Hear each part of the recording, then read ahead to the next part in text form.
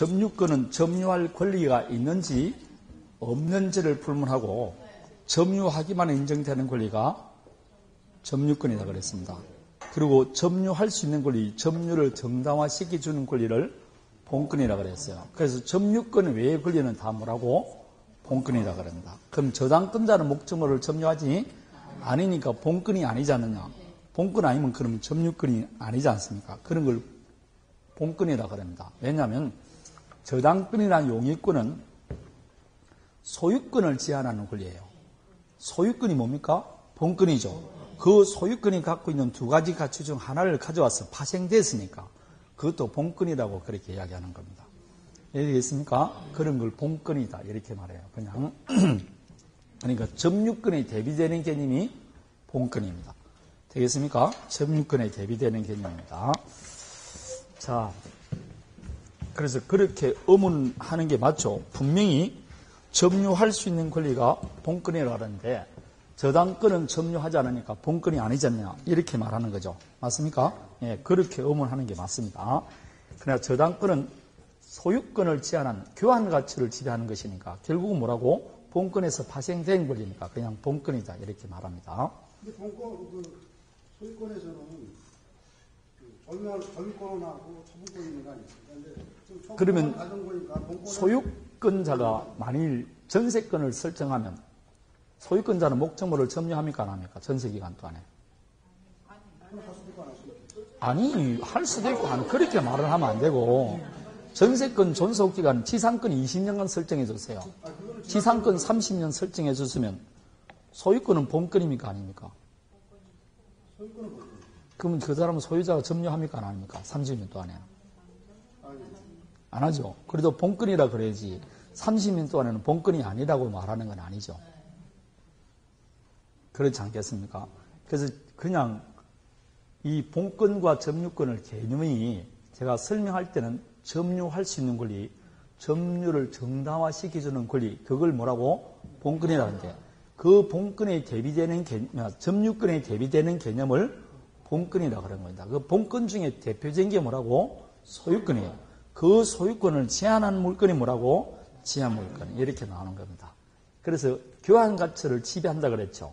그는 지배하는 것은 물리적 지배가 아니고 교환 가치를 지배하는 거 아닙니까? 그 지배하는 것도 뭐라고? 교환 가치를 지배하니까 지배권이니까 어떻게 보면 지배한다는 게 점유하는 것과 같은 개념 아닙니까? 그래서 하는 겁니다. 그럼 간접 점유자는 현실적으로 점유합니까 안 합니까? 안 하죠. 머릿속에 지배하지 않습니까? 그래서 그런 것도 뭐라고?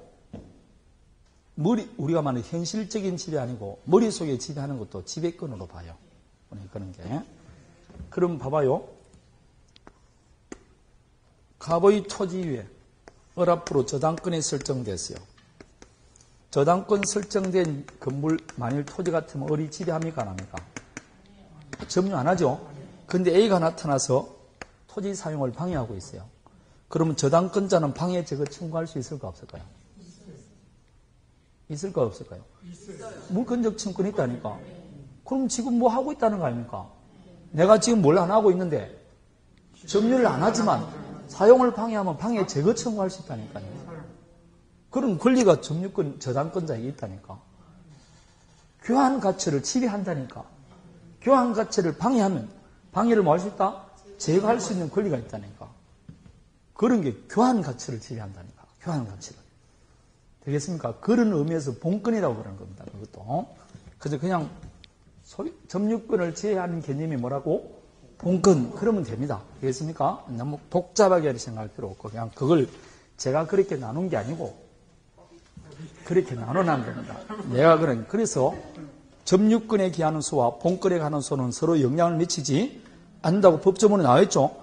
나와 있으니까 본권이라는 개념이 있지 않습니까? 그럼 점유권을 제외하고는 뭘 한다? 본권이라고 한다. 이 말입니다. 그렇게 하는 겁니다. 자, 다음에 쌍무계약. 질문이 있으면 항상 하십시오. 해도 됩니다. 네, 한번 해도 됩니다. 쌍무계약의 가지고 있는 혈액입니다. 쌍무계약은 방금 양채무가 서로 대가적이고 교환적입니다.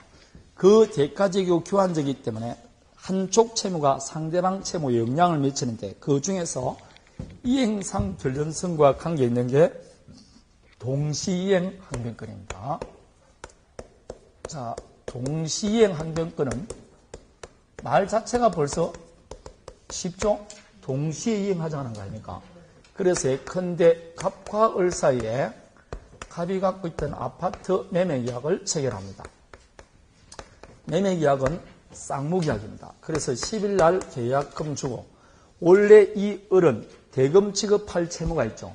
그 대금 지급 채무를 어떻게 이행하기로 약정했냐면 10일 날 먼저 계약금 주고 20일 날 중도금 주고 30일 날 잔금 주는 것으로 자기 채무를 이행하기로 약정했고 매도인은 소유권 이전해 주는 게 자기 채무인데 그 채무를 잔금 줄 때 소유권 이전 등기하기로 이렇게 하기로 약정을 한 겁니다. 약정 그게 계약이라니까. 약속은 지켜야 된다 안 지켜야 된다? 그래서 계약은 이행해야 된다. 그 말이랑 똑같은 겁니다.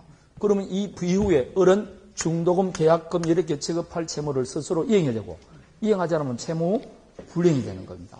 그런데 30일 날 됐을 때 이 을이 분명히 30일 날 뭘 줘야 된다?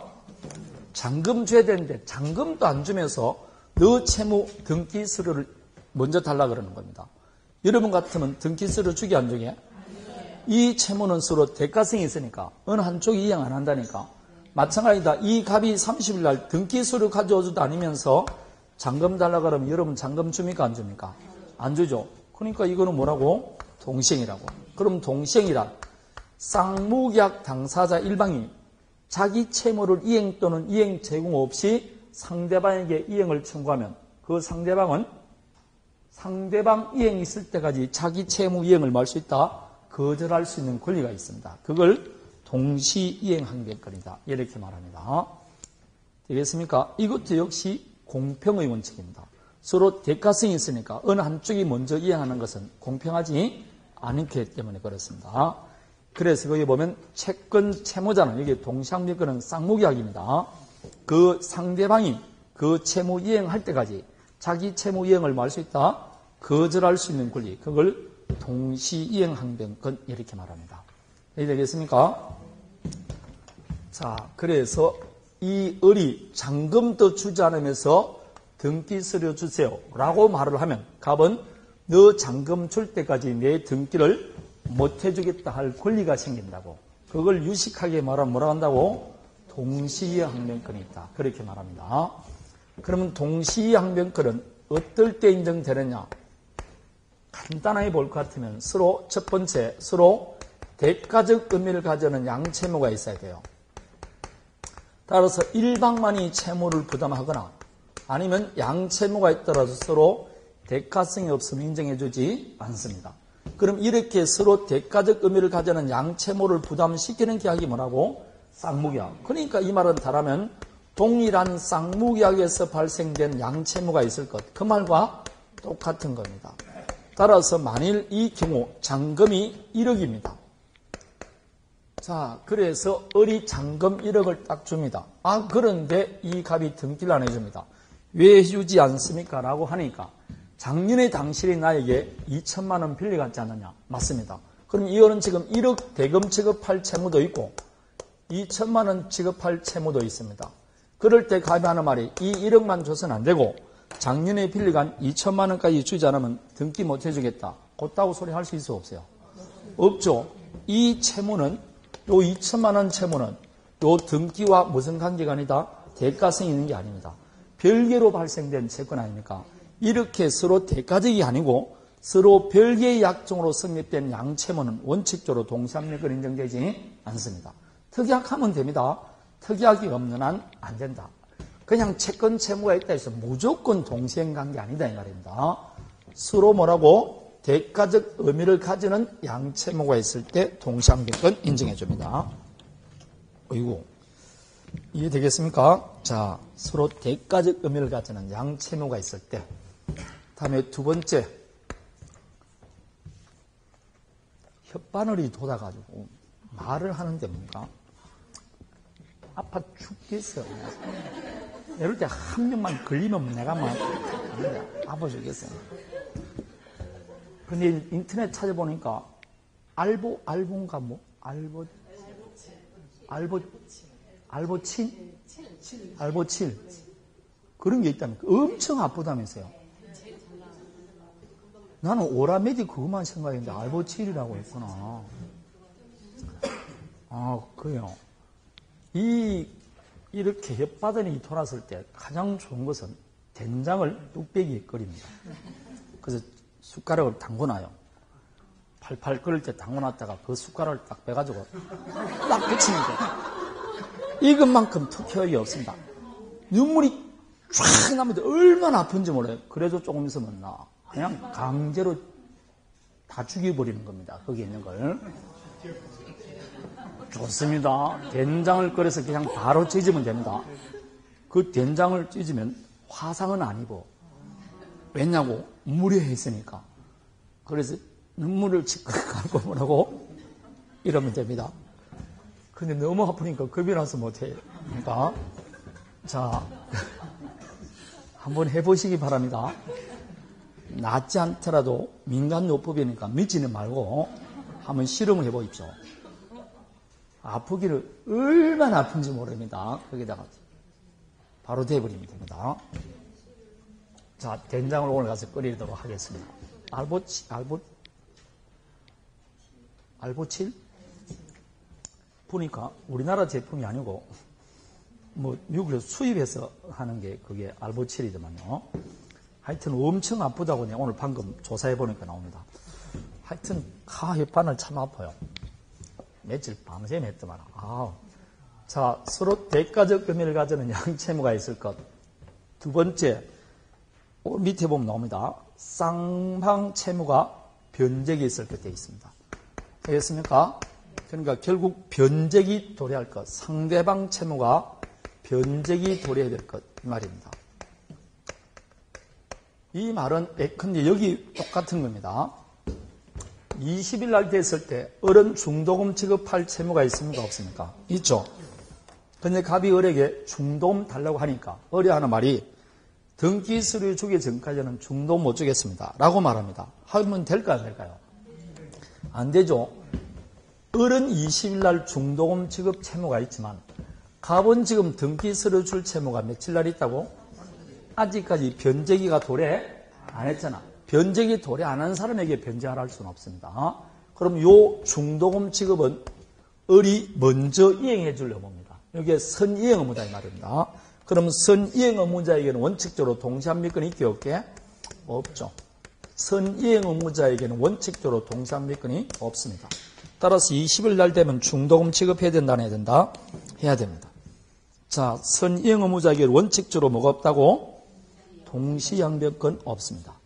원칙적으로 없다는 겁니다. 나중에 외적으로 동시한변권을 가지는 경우가 있어요. 원칙적으로 선이행 의무자에게는 동시한변권이 없다는 겁니다.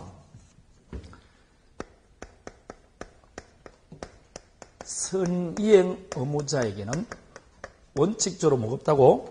동시한변권은 없습니다. 원칙은 안 됩니다. 외적으로 될 수가 있느냐?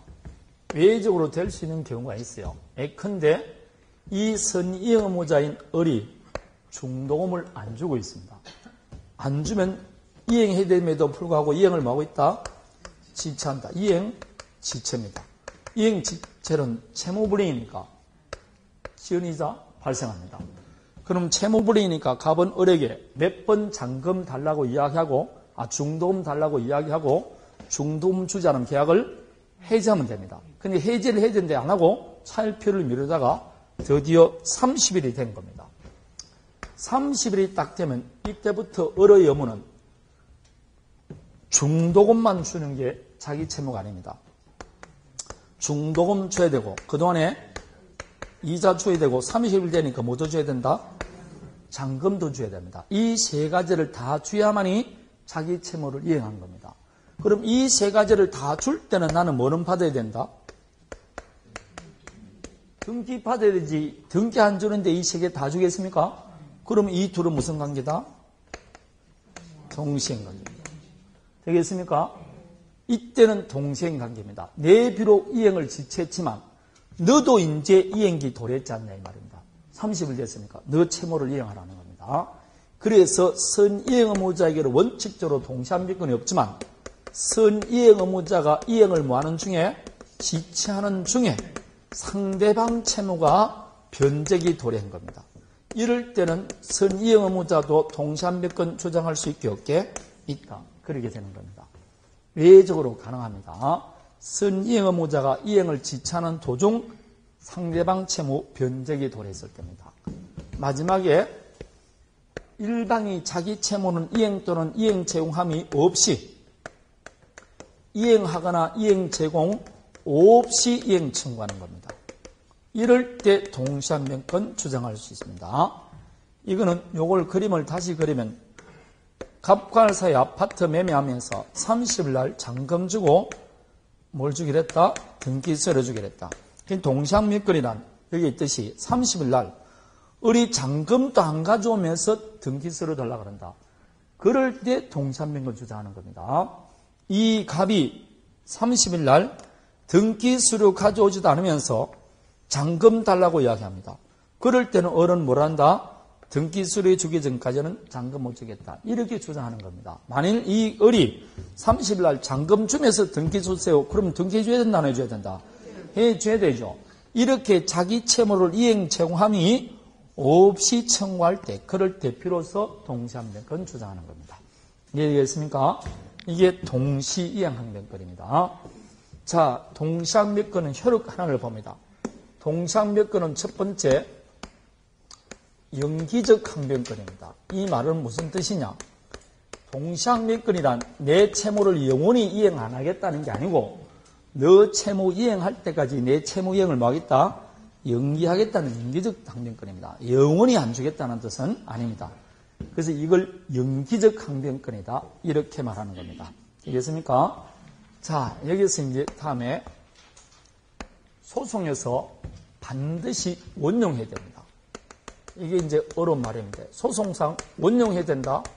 원용은 다른 말로 하면 주장해야 된다. 이렇게 말하면 됩니다. 자, 만일 30일 날 이 갑이 등기 수리도 주지 않으면서 잔금 달라고 이야기합니다. 그러니까 우리 잔금 주게 안 주게?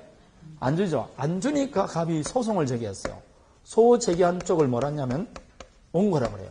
소 제기당하는 쪽을 피고라고 그래요. 그래서 형사가 아니고 민사소송에서는 피고라 해서 나쁜 놈이란 뜻이 아니고 소를 제기당하는 사람을 피고라고 그래요. 형사범위에서는 피의자가 피고인이 되니까 일반적으로 나쁜 놈이 피고인 아닙니까?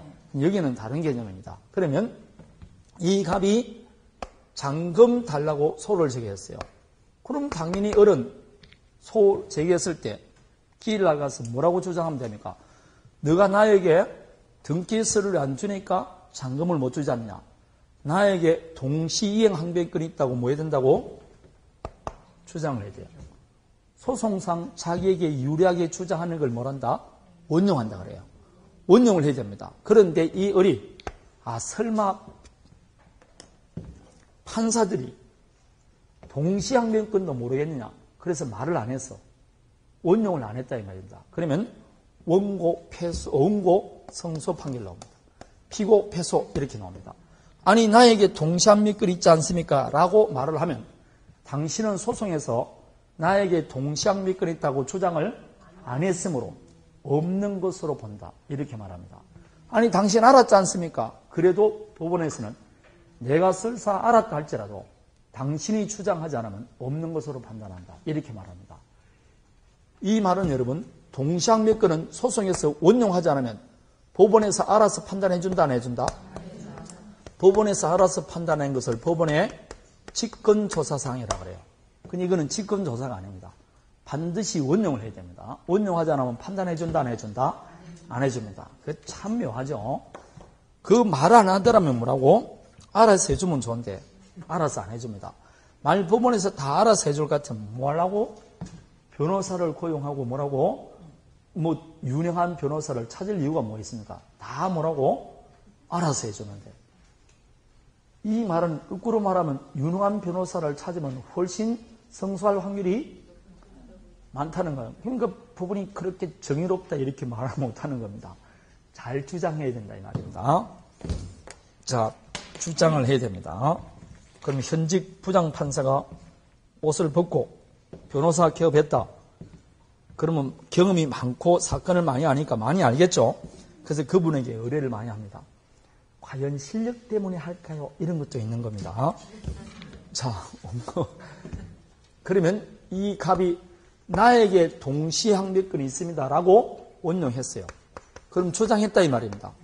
그러면 법원에서는 너는 왜 등기 서류도 안 주고 잔금 주려고 하니? 원고 패소 이러면 되는데 안 그럽니다. 원용하더라도 원고 성소 판결로 합니다. 원고 성소 판결인데 원고 완전 성소가 아니고 일부 성소 판결이 나옵니다. 이 원고 일부 성소 판결은 어떻게 나오느냐?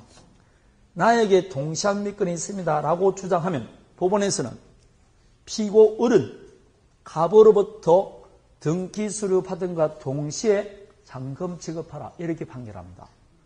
결국 무슨 뭐 하라는 겁니까? 동시에 하라고 판결합니다. 그럼 잔금 지급하라는 입장 판결로서는 갑이 승소했죠. 그렇지만 받기 위해서는 뭘 해야 된다? 등기 수료 줘야 되니까 완전 승소가 아니고 일부 승소입니다. 이런 판결을 소송에서 뭐라 하냐면 상환 이행 판결이다 이렇게 말합니다. 상환 이행이란 요 상환자를 뭐로 고치면 된다? 동시. 그래서 민법에서는 그냥 동시행이라 그러고 소송에서는 뭐란다? 상환이행이라 그러면 됩니다. 그래서 원용하더라도 상환이행 판결이 나온다. 그렇게 말합니다. 이해되겠습니까? 다음에 상계는 어려우니까 다음에 이행지체 책임을 보십시오. 결국은 이행지체 책임이 없다. 이행지체 책임이 없다는 것은 채무불이행 책임을 지지 않는다. 이 말 같습니다. 채무불이행 책임이 없다. 이 말 같아요. 자, 보세요. 20일 날 중도금 줄 날짜에 만일 을이 중도금 주지 않으면 그때부터는 이행지체 채무불이행이 됩니까? 안 됩니까? 되죠. 중도금 안 주면 그때부터 지연이자 줘야 되지 않습니까? 그럼 당연히 채무불이행입니다. 채무 이행기가 도래했음에도 불구하고 이행하지 않으면 이행지체가 된다 이 말입니다. 그런데 만일 30일 날 잔금 주고 등기수를 줄 날짜인데 이 30일 날 을이 잔금을 안 줬어요. 그러면 채무불이행이 되느냐? 즉 이행지체 책임은 지느냐? 이 문제인데 안 집니다. 왜냐고? 이 둘은 무슨 관계다? 이 말은 동시행 관계에 있는 경우에는 이행기에 이행하지 않더라도 이행지체 책임을 지지 않습니다. 왜 그러냐? 을이 잔금을 안 주는 이유가 왜 안 준다고?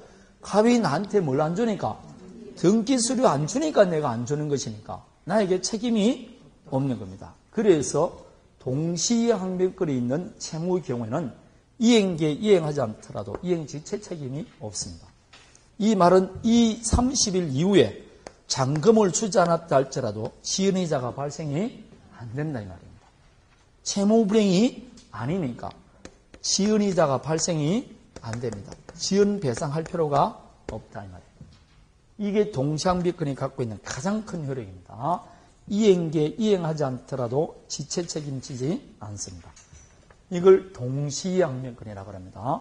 왜 이런 걸 인정해 주느냐? 양채무는 서로 뭘 갖고 있습니까? 대가성을 갖고 있습니까? 이 이야기입니다. 자, 다음에 오늘 마지막 어려운 거 위험부담이란 말을 합니다. 위험부담이란 말을 하는데 이 위험은 불이익을 말합니다. 불이익 어떤 것이냐? 갑과 을 사이에 농가 매매계약을 체결했어요. 농가 매매계약을 체결하면 이 갑은 농가 소유권을 이전해 줄 뭐가 있다? 채무가 있고 갑은 대금을 지급할 채무가 있어요. 그런데 이 양채무는 서로 별개의 것이니까 서로 대가성을 가지고 있습니까? 대가성을 가지고 있습니다. 이 말은 뭐냐? 너가 나에게 소유권 이전해 주니까 뭐라고? 대금 주고 대금을 주니까 소유권 이전해 줍니다. 이렇게 양채무는 서로 대가성을 가지고 있는데 이 갑의 채무, 자 예를 들어서 물어봅니다. 소유권 이전해 줄 입장에서는 누가 채무자입니까? 갑입니까? 을입니까? 갑입니다. 그래서 여러분 매도인은 언제나 채권자라 그러면 말이 안 맞습니다. 매도인은 대금을 받을 입장에서는 채권자지만 소유권 이전할 입장에서는 채무자고, 매수인은 대금을 줄 입장에서는 채무자지만 소유권 이전 받을 입장에서는 채권자입니다. 그래서 매도인은 채권자, 채무자를 다 가지고 있습니다. 그게 쌍무계약 아닙니까? 그런데 이 건물이 매매계약이 체결되고 난 다음에 원인을 알 수 없는 화재로 소실해버렸어요. 에라, 계약이 체결된 다음에 목적물이 멸실돼서는 이 을의 갑의 소유권 이전 채무는 이제 이행할 수 있습니까? 없습니까? 이행 불능 상태였죠. 왜냐하면 목적물이 뭐 됐으니까? 소실됐으니까. 계약이 체결된 다음에 소실됐으니까 원시적 불능이 아니고 후발적으로 이행 불능이 됐어요. 근데 갑의 기책 사유가 있습니까? 없습니까? 원인을 할 수 없다니까. 그럼 뭐가 없다고? 기책 사유가 없어요. 이렇게 기책 사유가 있으면 자기 채무는 손해배상 채무로 바뀌는데, 이 나중에 질적 변경을 거치는데, 이거는 기책 사유가 없습니다. 없으니까 갑의 채무는 어떻게 되느냐? 소멸합니다. 갑의 채무가 소멸했다니까, 이제. 지 탓입니까? 아닙니까? 아니니까 완전히 소멸된 겁니다. 이렇게 쌍무계약의 일방의 채무가 소멸됐어요. 그럴 때 상대방 채무인 대금 채무도 소멸하느냐, 존속하느냐, 이 문제가 생깁니다. 원래 한쪽의 채무가 소멸하더라도 다른 쪽 채무에 영향을 안 미치게 되지만 이 양자는 지금 쌍무계약이니까 한쪽 채무가 다른 쪽 채무에 영향을 미치는 겁니다. 소멸하느냐 안 하느냐 문제가 생깁니다. 만일 상대방 채무가 그대로 존속하면 갑은 여전히 을에게 대금 달라고 할 수 있어 없어요? 있죠. 그러면 갑은 지금 소유권 이전해주지 않고 뭐는 받았다고? 대금 받았으니까. 대가 받았습니까? 안 받았습니까? 대가 받는 거죠. 그렇지만 상대방 채무도 만일 소멸해버리면 대금 달라고 할 수 있습니까? 없습니까? 없자면 대가 받을 수 있습니까? 없습니까? 없어요. 이렇게 일방의 채무가 자기의 기책 사유 없이 이행 불능됐을 때 상대방 채무는 소멸하느냐 안 하느냐, 이걸 위험부담이라고 그래요. 그럼 위험을 말하느냐? 위험은 불이익을 말합니다. 불이익을 누가 부담할 거냐 이 말입니다. 지금 갑의 책임 없는 사유로 이행 불능되지 않습니까? 그럴 때 그 책임 없더라도 그 불이익을 누가 부담할 거냐? 그 불이익이라는 것은 대가를 받을 수 있느냐 없느냐, 대가 위험을 말합니다. 나중에 우리가 급부위험과 대가 위험을 풀을 하는데 대가 위험을 말합니다. 만일 상대방 채무도 존속하면 내 채무는 소멸됐지만 나는 뭘 받았습니까? 대금 받았으니까 대가 받았죠? 그러면 나는 불이익을 부담했습니까? 안 했습니까? 안 했죠. 돈 다 받았으니까. 그러면 이 을 입장에서는 건물도 못 받고 뭐만 줬다고? 돈만 줬으니까 그 불이익은 누가 부담했다고? 을이 부담하죠. 책임, 쌍방 책임 없는 사유로 이행 불능이 되더라도 그 불이익은 누가 부담했다고? 을 쪽에서 부담한 겁니다. 만일 그런데 상대방 채무도 소멸해버리면 갑의 입장에서는 건물만 멸실되고 돈도 한 푼도 못 받는데 내 탓이어서 안 했어요. 내 탓이 아니지만 누가 불이익을 부담했다? 내가 부담한 겁니다. 왜냐하면 건물 돈을 대가를 못 받으니까. 그래서 현이 말할 때 그 대가를 받을 수 있느냐 없느냐, 그걸 누가 부담할 거냐, 이걸 대가 위험이고 이걸 우리가 말할 때 위험부담이다 이렇게 말합니다. 그래서 위험부담이란 후발적 불능일 때, 쌍무계약에서 후발적 불능일 때 일방의 기책 사유가 자기 책임 없는 사유로 이행 불능됐을 때 그 대가를 받을 수 있느냐 없느냐, 그걸 위험부담이라고 합니다. 그럼 우리 민법에서는 간단합니다. 원칙상 채무자 위험부담입니다. 여기서 채무자는 갑을 말합니까? 을을 말합니까? 가장 어려운 겁니다. 여기서 지금 채무라는 게 소유권 이전 채무가 이행 불능되지 대금 채무가 불능된 건 아니지 않습니까? 여기서 채무자는 누굴 말한다? 갑을 말한다고. 갑이 위험 부담한다는 것은 이 말은 갑은 을에게 대금 청구할 수 있어 없어요? 없다 이 말입니다. 대금 청구 못한다는 건 상대방 채무도 어떻게 된다? 소멸된다 이 말입니다. 되겠습니까? 그럼 대가 받을 수 있어 없어요? 없다 이 말입니다. 쌍무기하고 양채무는 서로 대가성인데 상대방 채무도 소멸합니다. 그러면 결국은 자기 탓이 아닌 이유로 건물은 소실됐고 돈도 못 받으니까 자기 탓이 아니지만 그 위험은 누가 부담했다? 갑을 뭐라 한다? 채무자라고 해요. 여기서 매도인을 채무자라고 합니다. 어떨 때 채무자가 부담하느냐? 쌍방 책임 없는 사유일 때. 쌍방 책임 없는 사유로 이행불능이 되면 그때는 채무자가 위험을 부담합니다. 쌍방 책임 없는 대표적인 게 뭐가 있느냐? 천재지변이다. 대표적인 거. 천재지변. 아니면 제3자가 불을 질렀다. 제3자의 행위로 인해서. 대표적인 게 토지를 매매했는데 매매계약 하고 나서 토지가 수용당해버렸어요. 수용당하면 이제 더 이상 등기해 줄 수 있습니까? 없습니까? 없죠. 갑의 채무는 이행불능 상태입니다. 갑의 기책사유가 있습니까? 없습니까? 없죠. 그렇다고 월의 기책사유가 있습니까? 그렇잖아. 그럼 등기 못 해주고 돈도 달라 할 수 있어? 없어요? 없습니다. 결국 그 불이익은 누가 부담했다? 채무자 갑이 불이익 부담하는 겁니다. 이걸 채무자 위험부담주의다. 이렇게 말합니다. 이해되겠습니까? 그래서 시험에는 결론을 말하면 대금을 받을 수 있냐 없냐 이게 제일 문제됩니다. 이때는 대금 받을 수 없어요. 외적으로 채권자가 위험부담할 때 있습니다. 채권자가 위험부담한다. 이 말은 대금 청구할 수 있어 없어요? 있습니다.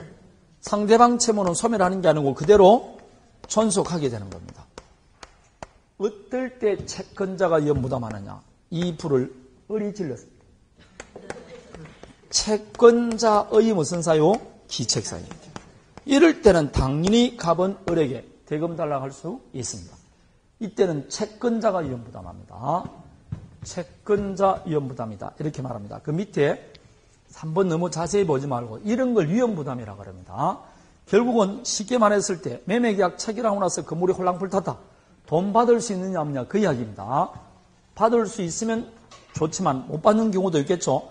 못 받는 걸 채무자 위험부담이라고 합니다. 매도인을 뭐라고 한다? 채무자. 이렇게 말합니다. 이게 위험부담의 문제입니다. 자, 쌍무계약의 일방의 채무가 기책사유 없이 이행불능됐을 때 상대방에게 대가를 청구할 수 있느냐 없느냐 그 이야기입니다. 자, 이걸 위험부담이라고 합니다. 자, 상세한 거는 나중에. 다음에 하나 용어 봅니다. 제3자를 위한 이야기입니다. 제3자를 위한 이야기에서 여기까지만 하면 이제 용어는 따로 해석할 거 없습니다. 갑과 을 사이에 갑이 갖고 있던 아파트먼트 매매계약을 체결했어요. 매매계약하면 을은 대금 지급할 채무가 있습니다. 맞습니까? 그럼 대금 지급 채무가 있고 거꾸로 하면 대금 채권은 갑이 가져갑니다. 그러면 을은 대금을 누구한테 지급할 채무를 부담한다? 갑에게 부담해야겠죠. 근데 갑이 하는 말이 그 돈을 제게 주시지 마시고 병에게 주세요라고 합니다. 그럴 때 을의 입장에서는 누구한테는 지급하든 관계없으니까 좋습니다 라고 말을 합니다. 그럼 이 병은 이 매매의 당사자입니까? 아니죠. 당사자는 사람이 제3자입니다. 그러면 이때부터 오케이 했을 때는 이 매매에서 생긴 대금 채권을 계약의 당사자가 아닌 제3자가 가져갑니다. 이제 대금 채권을 누가 가져갔다고? 이렇게 계약의 당사자가 아닌 제3자에게 계약상 발생된 권리를 직접 취득시키는 갑과 을의 계약을 제3자를 위한 계약 이렇게 말합니다. 계약의 당사자가 아닌 제3자에게 계약상 발생된 권리를 직접 취득시키는 내용의 계약을 제3자를 위한 계약을 합니다. 뒤집어서 말하면 을 입장에서는 계약의 상대방이 아닌 제3자에게 채무를 부담하는 계약이 제3자를 위한 계약입니다. 그럼 이때부터 을은 누구에게 대금을 지급해야 된다고? 병에게 대금 지급할 채무를 부담하는 겁니다. 이렇게 부담하기로 갑과 을이 하는 약속을 뭐라고? 제3자를 위한 계약 이렇게 말합니다. 이해되겠습니까? 자, 이렇게 해달라고 요청하는 사람 이 갑을 요약자라 그래요. 오케이 승낙한 사람을 승낙자, 말이 좀 이상하죠? 그래서 이걸 뭐란다? 낙약자라고 합니다. 그냥 요약자 승낙 그러면 되는데 이걸 낙약자라고 해요. 제3자는 가만히 있다가 수익만 챙기기 때문에 이 사람을 수익자 이렇게 말을 합니다. 그래서 제3자를 위한 계약은 세 사람이 움직이는데 여기서는 지금 제3자를 위한 무슨 계약이었습니까? 매매계약. 제3자를 위한 매매계약 한 겁니다. 제3자를 위한 교환계약, 제3자를 위한 임대차 계약하는 겁니다. 그럴 때 실사에서 제3자를 위한 계약 제일 많이 하는 게 뭐게? 일단 보험계약입니다. 생명보험할 때 내가 보험회사와 나사의 보험계약 체결하죠. 수익은 아들, 딸한테 주잖아. 그럼 보험회사와 나사의 계약을 하면서 권리는 누구한테 줘버리는 겁니까? 보험상을. 내가 원하는 사람, 아들, 딸한테 주니까. 이게 보험계약이 대표적인 게요. 되겠습니까? 다음에 운송계약입니다. 시골에 계신 우리 어머님이 택배를 붙입니다. 그럼 택배회사와 계약을 하면서 물건을 누구한테 주기를 한다고? 원하는 그 사람에게 주기를 만드는 겁니다. 그게 뭐라고? 제3자를 위한 계약입니다. 그래서 제3자를 위한 계약의 대표적인 게 보험계약, 운송계약 이런 것들입니다. 되겠습니까? 이런 거 제3자를 위한 계약 많이 합니다. 제3자를 위한 계약. 예컨대 연말이 돼서 동창회 가가지고 지금 술을 먹고 있습니다. 아무리 늦게 가야 되겠다. 그럴 때는 바로 뭐라고? 아니 이게 횟집 같으면 회를 3인분 정도 딱 시켜서 집에 전화를 거는 겁니다. 내가 지금 동창하고 지금 식사를 하는데 회를 보니까 당신 생각이 나서 넘어가질 않는다. 내가 3인분 시켰을 테니까 배달했으니까 먹어라. 이렇게 말을 하면 집에 있던 부인이 갑자기 약주 조금만 더 쉬고 오세요. 이렇게 말합니다. 지금까지는 술 작작 먹으라 그러다가 뭐라고? 약주 조금만 더 쉬고 오세요. 이렇게 말합니다. 그때는 3시이더라도 아무 소리 안 해. 잘 써먹어. 이게 무슨 계약이라고? 제3자를 위한 계약이에요.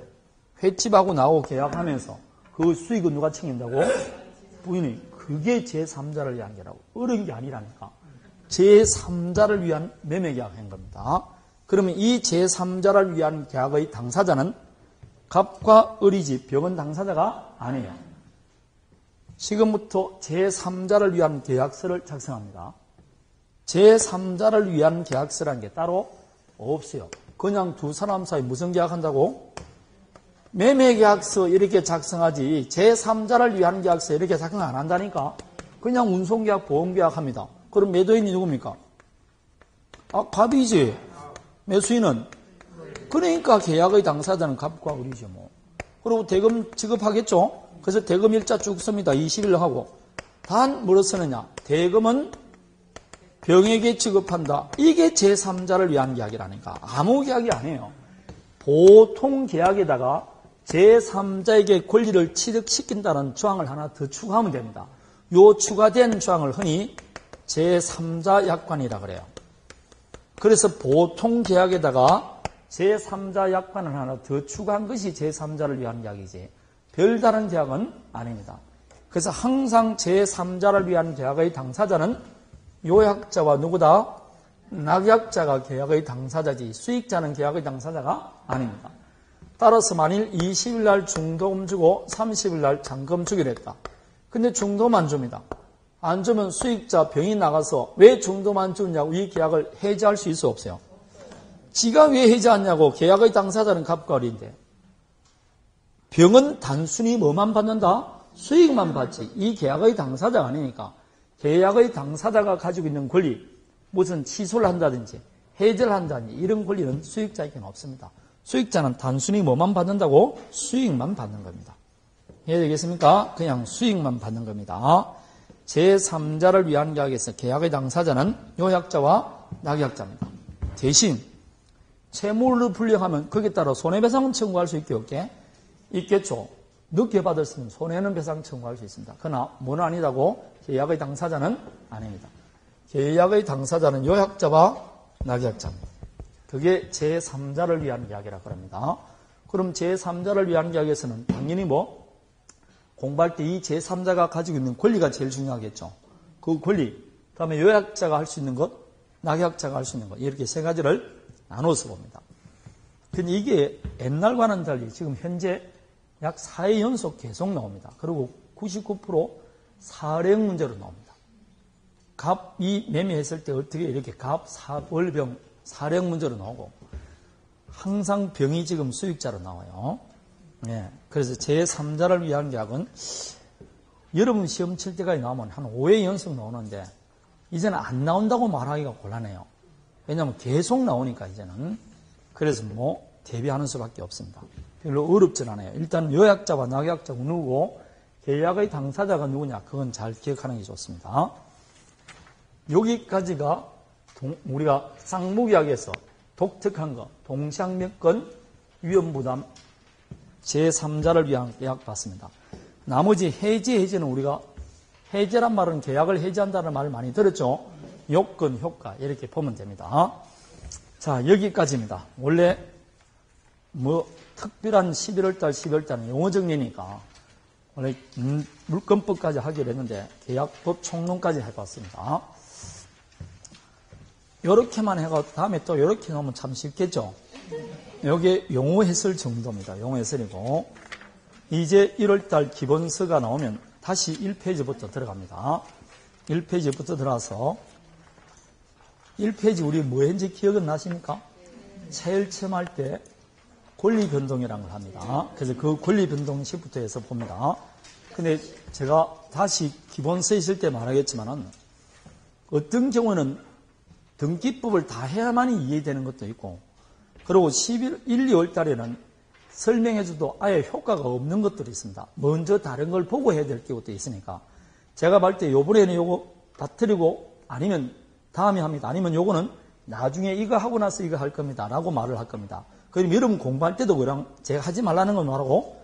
안 하고 그냥 넘어가세요. 하라는 것만 뭐라고? 잘하면 됩니다. 그래서 나머지 다 빠짐없이 할 테니까 그리고 공부를 하다 보면 저번에 말했지만 자격이 안 맞는 게 있어요. 아무리 읽어봐도 잘 안 나는 게 있다. 근데 진도는 자꾸 밀린다. 그럼 안 되는 부분 한두 번 읽어보다 안 되면 뭐라고?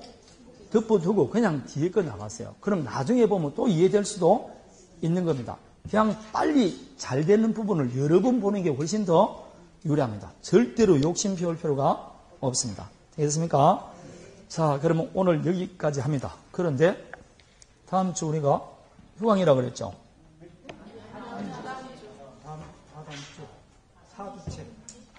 아까 원장님이 그렇게 말씀하시는 것 같지만 28일부로 했으니까 그래서 내가 희한하다.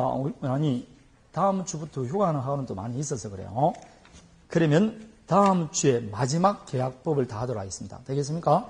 네, 그러도록 하겠습니다. 저희 인사 수고했습니다. 마치겠습니다. 수고했습니다.